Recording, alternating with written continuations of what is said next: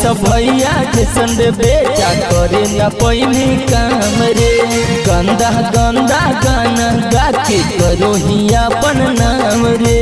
जेकर गाना घर में न सुने कैसन कलाकार रे। जेकर गाना घर में नहीं बजे कैसन कलाकार रे। अरे आशीष यादव के सामने बनो ही झुमटा यो सटार रे। आशीष यादव के सामने बनो ही झुमटा ये सटार रे।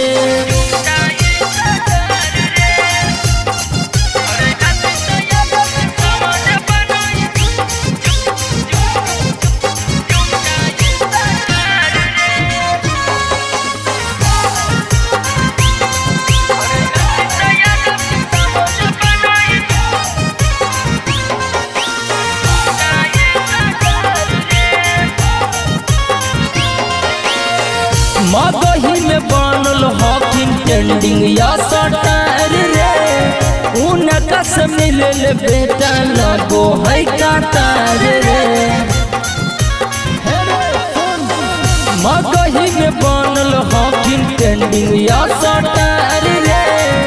उनका से मिले बेटा लगो है कतार रे। अरे गावे के लूर हकौन बेटा ये बजवे जाई पार रे।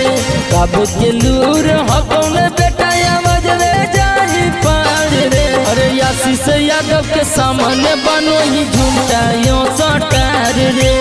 आशीष यादव के सामने बनो ही झुमटा ये सटार रे।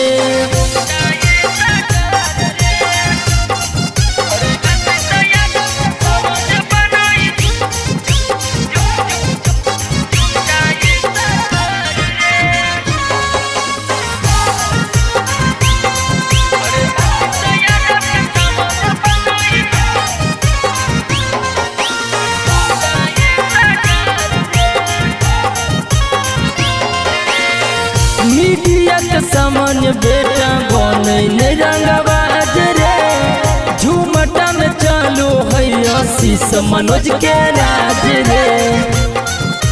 हे रे सुन मीडिया के सामान्य बेटा बने रंगबाज रे। झूमटा में चालू है आशीष मनोज के राज रे।